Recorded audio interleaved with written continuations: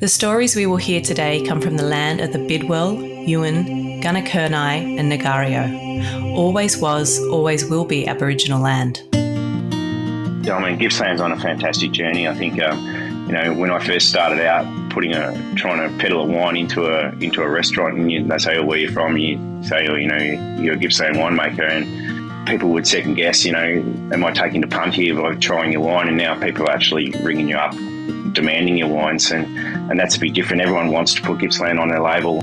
This is Over a Glass. I'm Shanteh Wale. In today's episode, we're in East Gippsland with Alistair Hicks, who together with his wife Catherine made a lifestyle change that now sees them the proud owners of Blue Gables, a winery that from the get-go has made a name for its boutique style and excellent quality wines. Hi Alistair, how are you? Yeah, good morning Shanteh, I'm great, thank you. It's lovely to have you on the podcast. Now you are a born and bred Gippslander, is that right? Yeah, it's pretty correct. I was definitely born in Gippsland in Traralgon. I moved away for my junior years, but grew up in Benalla actually. But my wife Catherine was definitely born and bred in Gippsland throughout her all the way through. But we moved away from Gippsland after we got married back in 2000. Lived in Wagga for a couple of years, working in industry up there outside of the wine industry, and then moved back to Gippsland, back to Catherine's family farm back in 2004, and we've been here ever since. So, yeah, it's all about coming home for us. Well, that's fascinating because I find that sometimes people need to leave to understand just what they've come from and how lucky they are. Tell me about the decision to move back home and a little bit about kind of Catherine's family farm. Yeah, it's been a long journey, but a great one. I'm a chemical engineer, so I spent my working life in the paper manufacturing industry, specialising in paper making chemistry. We met in Traralgon playing squash together, and my work took me to Wagga, as I just said, and we started a family there. But Catherine's mother died when Catherine was quite young, and she's one of 12 children off a dairy farm. And yeah, she's very close to her father, and just with us having our firstborn child, she was quite lonely up in Wagga, and there was a pull for us to come home. So we made that happen, and we moved back originally, not knowing that we were going to enter the wine industry, but there was an opportunity to parcel off some land from the family farm, thanks to Catherine's dad's mixed generosity, and he helped us set up the vineyard. So we planted our first vine in 2004, whilst I was still working in industry, and did so for the next 10 years to support our endeavour. And yeah, it's been grand final day this year will be our 20 years birthday from planting our first vine. So it's been a long road, but as I said, a rewarding one. Wow. I mean, two completely different worlds colliding over squash is just a pretty cool story in itself. 12 children. I mean, I can't even comprehend that. Tell me, when you decided to go, what were your first impressions when you moved back and you thought, okay, we're going to make a go of this? Yeah, I was doing a lot of travelling with my work, both domestically and internationally, and as I said, trying to raise a young family. We were looking, and I wasn't really enjoying my working life at the time. And so, we're just looking for something to do together that would sort of cement a family lifestyle. And we even looked at dairying at the time. And when we were up in Wagga, we had just a fleeting interest in, the allure of owning a vineyard. That romantic notion was certainly there, but we've learned to realise that wasn't exactly. I was warned early on that don't get fooled into thinking that viticulture is a romantic notion, and it's certainly true. But it's a lot of hard work. But the allure was certainly there, and the opportunity, as I said, was there, presented by Catherine's father, and we took it on, and so it was really the tree change, family lifestyle, coming home trigger point. And we the first thing we did was hire a consultant in from Wine Network Australia, and a chap by the name of John Runting, and he came did a site visit out of Melbourne, and we walked the land and talked about the topography of the land and varietal suitabilities, climate suitabilities, economics of scale, planting density. Did a soil test, went away. He came back a few weeks later with a report, and we sat down at the kitchen table and basically reiterated the fact that there's nothing stopping you from making the land work and producing a successful or producing great fruit off this site, but it's a lot of hard work, and don't be fooled that it's not a lot of hard work. So it certainly has been that. But we had that consultant come back a couple of times after we planted just to set me on my way, and made a lot of mistakes. It's all self-taught, no real industry education, so to speak, but tapping into the industry peers along the way through Wine Gippsland, along with a little bit of consultancy, but mostly trial and error, getting it right. And every year is different, and it's been a fantastic journey. I'm so glad to hear stories like yours, because you often hear about these people that come from long lines of winemakers and wine growers, and you think, God, that must be the only way you can go about it. But there is so much scope, and you have some absolutely stunning wines. And I tasted them before I ever met you, and I would never have said this is from somebody self-taught that's not been in the game for that long. So just wonderful to hear. When you first started planting vines, what was the area like, and what were you looking to do? Did you think, yes, Pinot is the way forward, we're going to definitely do some of that? What else? Who else did you have to look to in the area? Funny you should say that. I mean, obviously, well, it may not be obvious to all of the listeners, but Gippsland's best known for Chardonnay and Pinot, and we all do those two varieties very well, somewhat differently due to the vast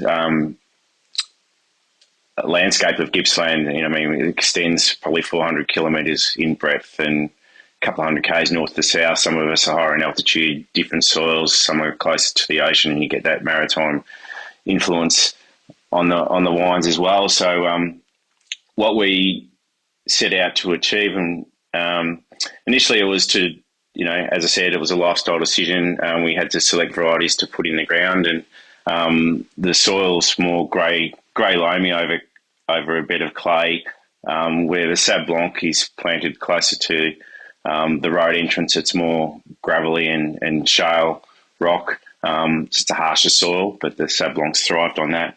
But initially it was all about getting putting the vines in, establishing a strong brand, and then eventually my ultimate goal, and still is, to take over the winemaking side myself.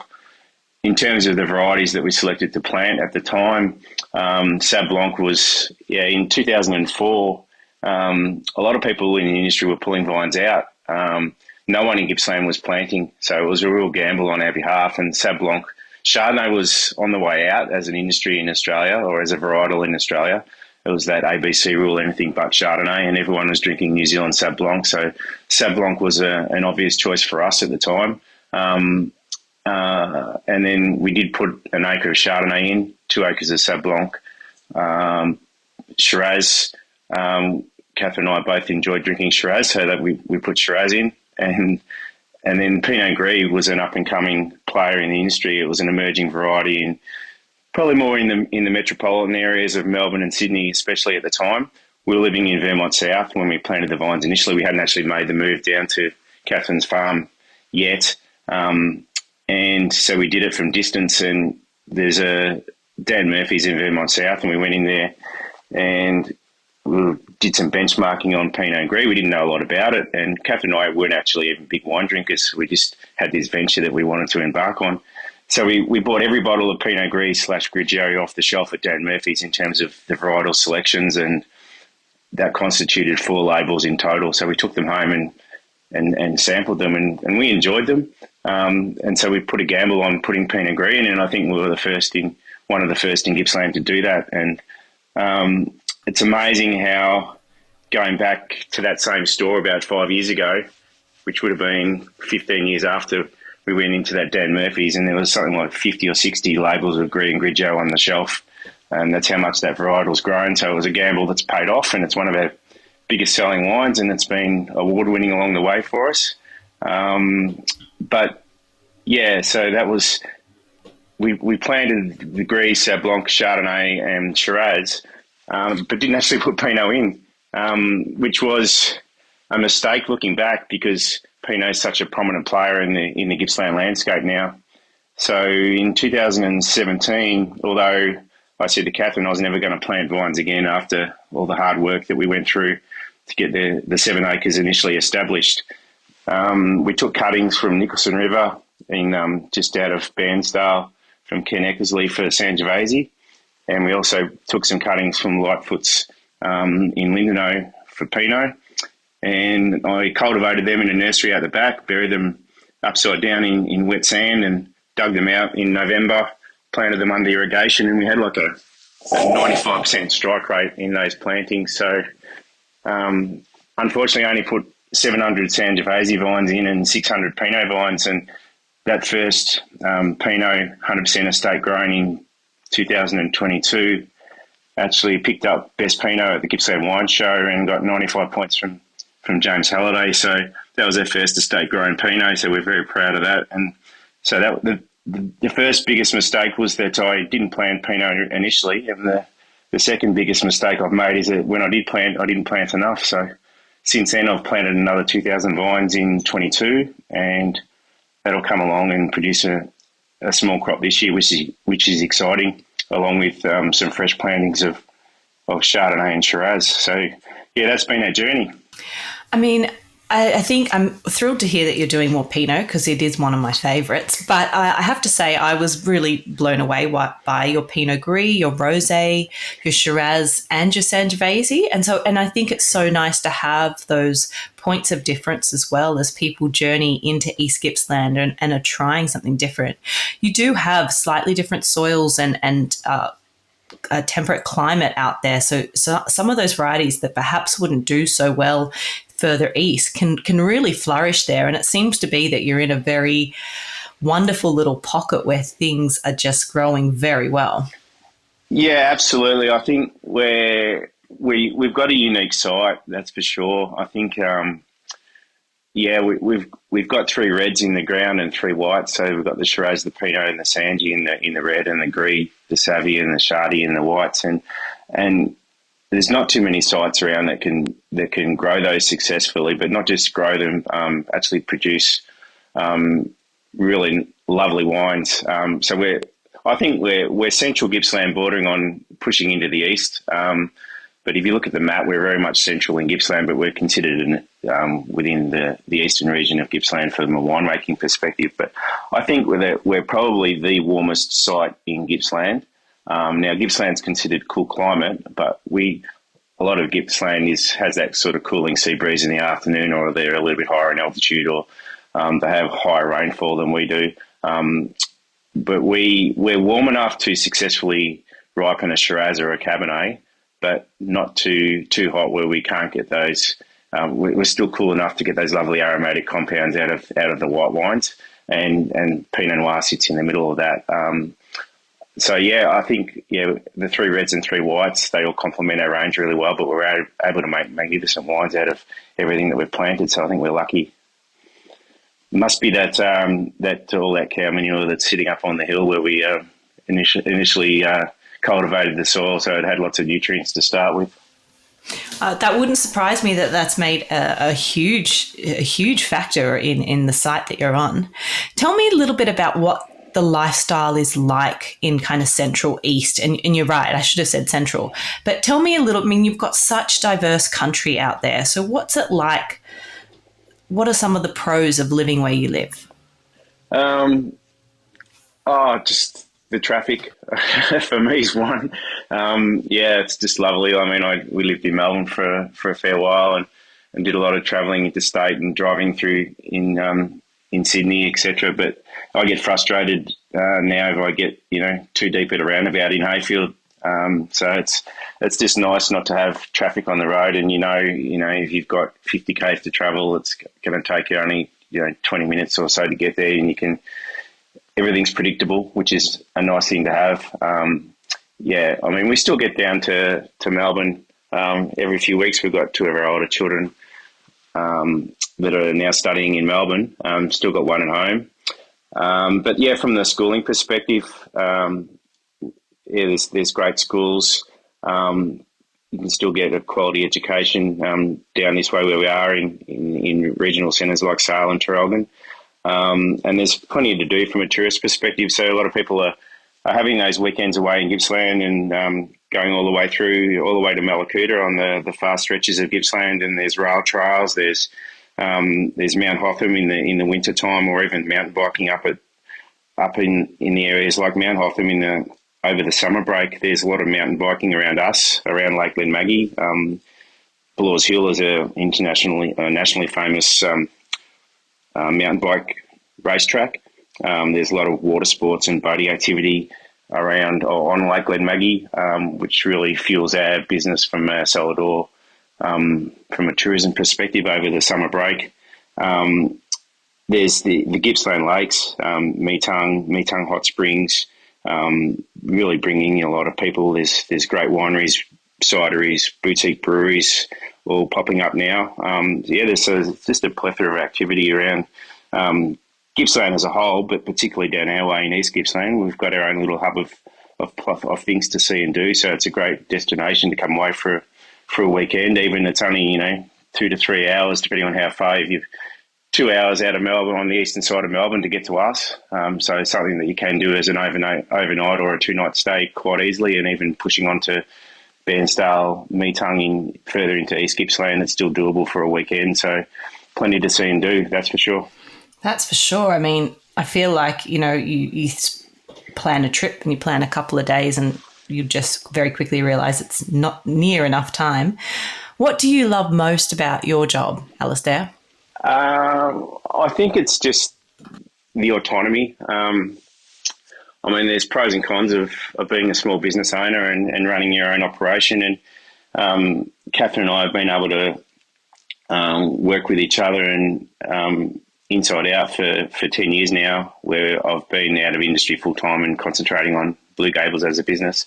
And it's just fantastic to make all your own decisions. And we've only got a small workforce, but it just means there is the pressure of not having a regular income and wearing a lot of hats, whether it be from managing the vineyard, managing the cellar on weekends, all the invoicing and accounts payable, accounts receivable for your wholesale business, and staying on top of cash flows is an important part of it. So, but they're all challenges that I do enjoy, and something that you haven't had experience when you first start your own business, but they are challenges, but it keeps you busy and keeps your mind active, and it's very rewarding when you're running a successful business at the end of the day. So I think just being your own boss and not having a lot of the bureaucracy that goes with working in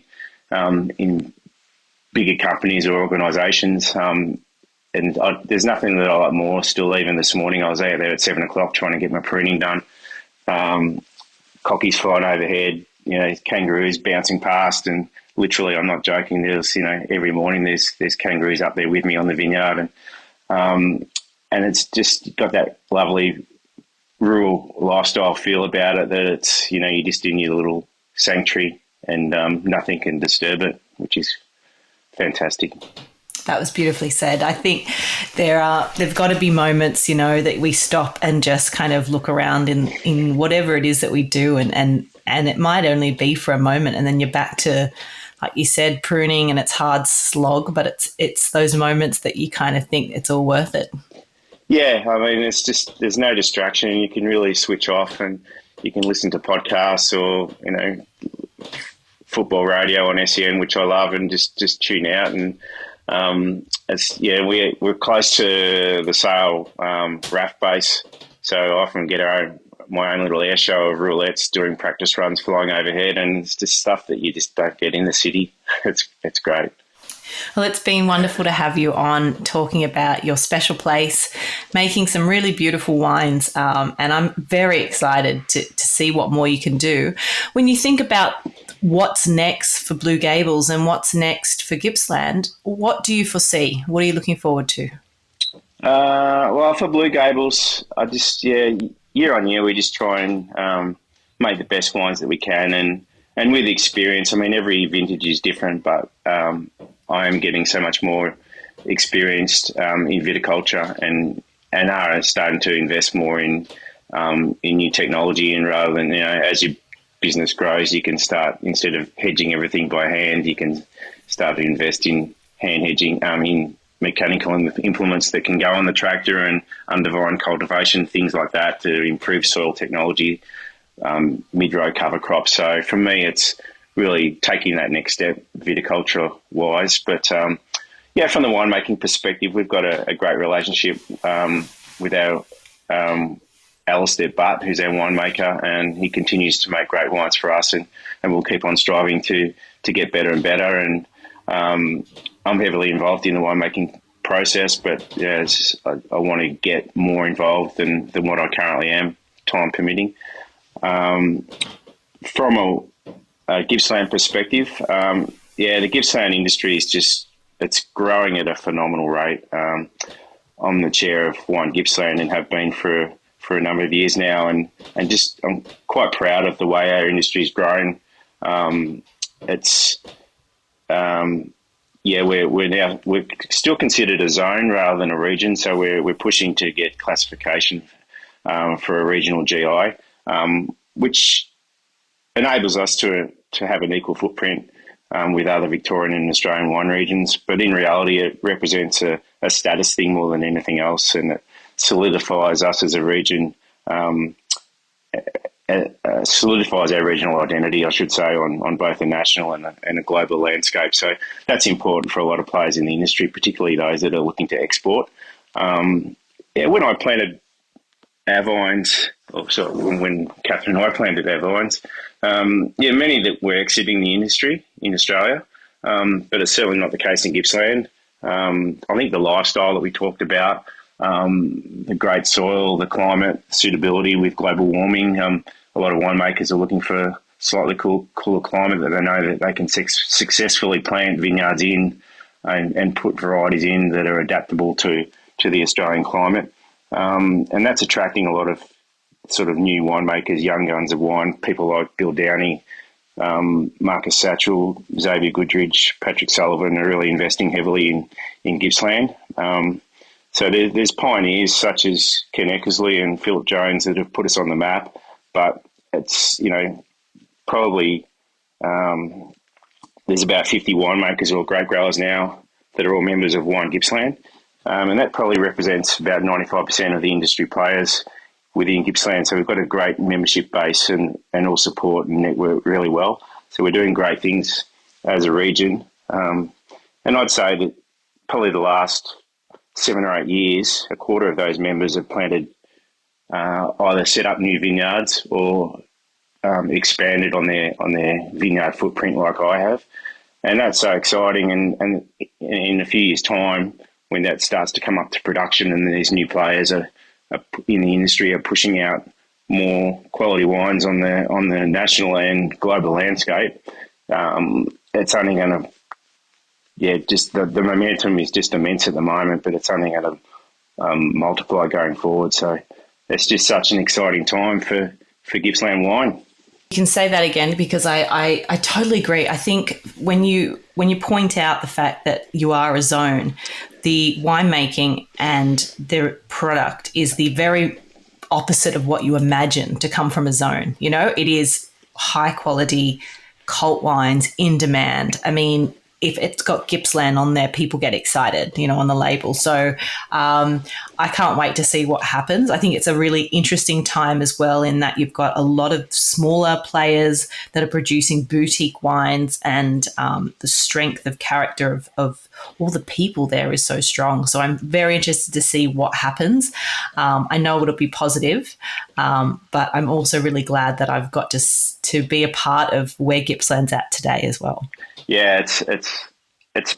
I mean, Gippsland's on a fantastic journey. I think, when I first started out trying to peddle a wine into a restaurant, and they say, "Oh, where are you from?" You say, "Oh, you're a Gippsland winemaker," and people would second guess, am I taking the punt here by trying your wine? And now people are actually ringing you up demanding your wines, and that's a bit different. Everyone wants to put Gippsland on their label. I mean, the cost of Gippsland fruit, if you wanted to sell it on the open market to other people, other winemakers within Gippsland or even outside of the region, people know that they're going to get premium fruit, and they're paying a premium price for it now. So it's just whether you're making wine or selling fruit as a Gippsland wine grower or maker, it's just a fantastic landscape to be playing in. Absolutely. Well, Alistair, thank you so much for joining me. You're doing wonderful things down there with your own brand, but also for the region and the community as being a speaker and supporter of that network. Thanks for joining me today. It's been a total thrill. No problem, Shanteh. Absolutely my pleasure. The vast land of Gippsland has everything you could ever want in your glass. And yet the diverse municipalities have their own identity and culture. It's a wondrous land you just have to taste and see to believe. But be warned, you might never want to leave. Visit winegippsland.com to find out more. This is Over a Glass. I'm Shanteh Wale.